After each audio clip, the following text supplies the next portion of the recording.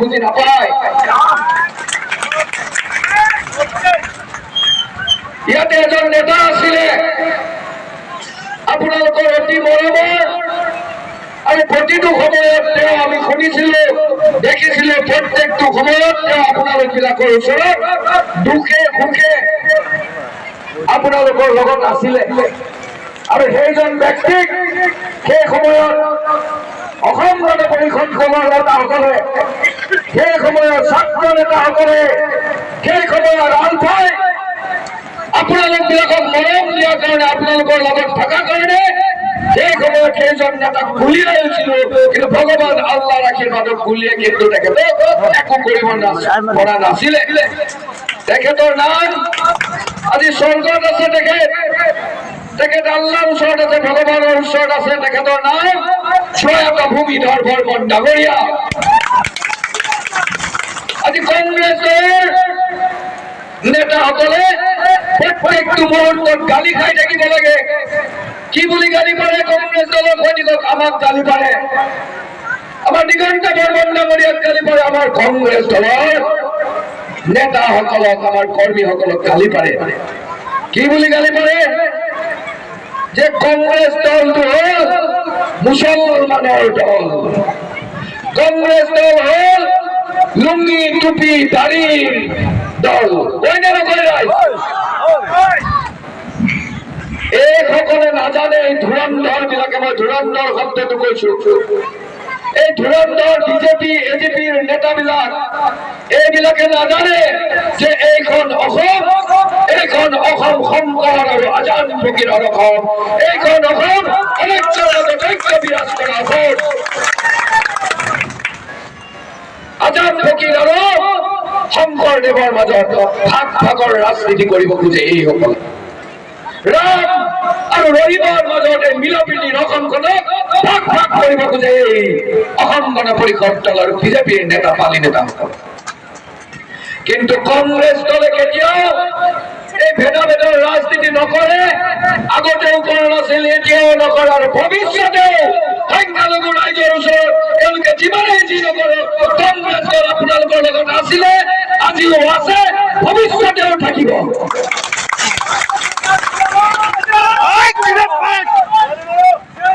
ইয়াৰ আগতে নিৰ্বাচনৰ সময়ত, ইয়াৰ আগত আপোনালোকৰ ইয়াতে বিজেপি দলৰ এগৰাকী সাংসদ আছিল, দিলীপ শইকীয়া, মংগলদৈৰ দিলীপ শইকীয়া। আপোনালোক বিলাকৰ মাজত কিমান বাৰ আহিছে, কি কাম কৰি দিছে ৰাইজ কওকচোন? কিবা কাম কৰি দিছে আপোনালোকৰ? ওচৰৰ পৰাই আপোনালোকক খেদাৰ প্ৰক্ৰিয়া কৰি থাকে এই বিজেপি চৰকাৰ আৰু লগত থকা এজিপি চৰকাৰ। এইবাৰ আমি ক্ষমা কৰিব নোৱাৰো এওঁলোকক। কিয় ক্ষমা কৰিব নোৱাৰো ৰাইজ? ক্ষমা কৰিব নোৱাৰো কিয়? এওঁলোকে কি কয়, যেতিয়া বিজেপি চৰকাৰ লগত অসম গণ পৰিষদ দল আঁঠুকাৰি আছে বিজেপিৰ লগত, যেতিয়া মোক এটা কথা আপোনালোকে উত্তৰ দিব লাগিব, সকলোৱে উত্তৰ দিব লাগিব। ডেকা বন্ধু, জ্যেষ্ঠ সমাজৰ সচেতন ব্যক্তিসকল, আই মাতৃসকলে এটা প্ৰশ্নৰ উত্তৰ দিব লাগিব। কংগ্ৰেছ দল যেতিয়া অসমৰ শাসন কৰিছিলে, ইয়াতে যেতিয়া ভূমিধৰ বৰ্মন ছাৰ আছিলে, ইয়াতে দিগন্ত বৰ্মন ডাঙৰীয়া আমাৰ আছে সন্মানৰ বিষয়। কেতিয়াবা আপোনালোকৰ আজাদ বন্ধ কৰিব লাগে বুলি পেলাই ধৰ্মীয় অনুভূতিত আঘাত কংগ্ৰেছ দলে আনিছিল নেকি বাৰু? কওকচোন। কেতিয়াবা মাদ্ৰাছাৰ ওপৰত বুলডোজাৰ চলোৱা ৰাজনীতি কংগ্ৰেছ দলে কৰিছিল নেকি? কওকচোন। কেতিয়াবা এই মুছলমান শেষ কৰি দিব লাগে বুলি পেলাই কোনোবা কংগ্ৰেছ দলৰ নেতাই বক্তব্য প্ৰদান কৰিছিল নেকি? আৰু সবতকে ডাঙৰ কথা কি জানে? ইয়াতে বহু মহিলা আই মাতৃ ইয়াতে আছে। অসমৰ মানুহে অসমীয়া সংস্কৃতিত, ভাৰতৰ সংস্কৃতিত মহিলাসকলক আমি সন্মান কৰো, কিন্তু এওঁলোকে কি বুলি কয়? এওঁলোকে মুছলমান মহিলা মই সেইবোৰ শব্দ আপোনালোকৰ ওচৰত ক'ব নোৱাৰো, কাৰণ আমি ভদ্ৰ সমাজৰ ব্যক্তি। ভদ্ৰ সমাজৰ ব্যক্তিয়ে মহিলাসকলক এনেকুৱা ধৰণৰ অভদ্ৰ কথা ক'ব নোৱাৰে। এই বিজেপি দলৰ মহিলাসকলকো বেয়া বেয়া ভাষাৰে কথা কয়। কংগ্ৰেছ দলে কেতিয়াবা কৈছিল নেকি ৰাজকোষণ? চোৰ ডকাইত মানে মুছলমান, চোৰ ডকাইত মানে মুছলমান কোনে কয়? ৰাইজ বিজেপি জোৰে ক'ব লাগিব আপোনালোকে। চোৰ ডকাইত মানে মুছলমান বুলি কয় এইবিলাক বিজেপি। এতিয়া মই আপোনালোকক এটা সৰু আৰু ভাষণ এটা শুনাই দিম। আপোনালোকৰ আমাৰ গাত লাগে এইবোৰ কথা শুনিলে। মই নিৰ্বায়ন এইখন শংকৰ ৰাজনৰ দেশ, ইয়াত গ্ৰামে ৰৈমে মিলি একতাৰ দোলেৰে বন্ধ অসমখন আমি আগুৱাই লৈ গৈছো। এইবিলাকে এনেকুৱা ধৰণৰ কথা ক'লে মই হিন্দু কৰা হ'লে মোৰ গাত লাগে এনেকুৱা কথা শুনিলে। আপোনালোকৰ গাত লাগে নে নালাগে মই নাজানো।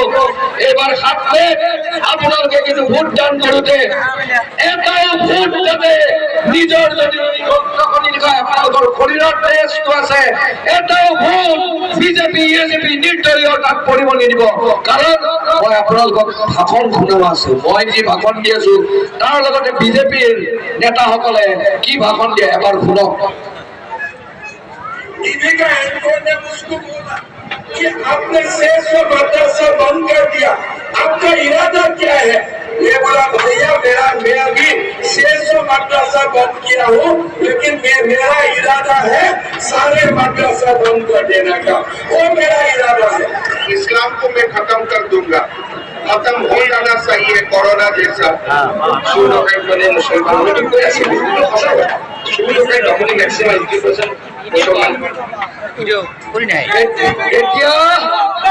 আপোনালোকে কওক, ভাৰতবৰ্ষত পৃথিৱীত ইছলাম খতম কৰি দিম বুলি কোনোবা নেতাই কৈছিলে নেকি? ইছলাম ধৰ্ম খতম কৰি দিম বুলি কৈছে কোনে কৈছে? বিজেপি দলৰ নেতাই কৈছে। আৰু আপোনালোক বিলাকে যদি বিজেপি এজেপিৰ দলৰ মানুহ যদি এটা ভোটদান কৰে, এই মহিলাসকলক যি অভদ্ৰ ব্যৱহাৰ কৰে, আপোনালোকৰ মুছলমান মানুহে যদি এটাও ভোটদান কৰে ভগৱান আৰু আল্লাহ কিন্তু ক্ষমা নকৰিব, কাকো ক্ষমা নকৰিব।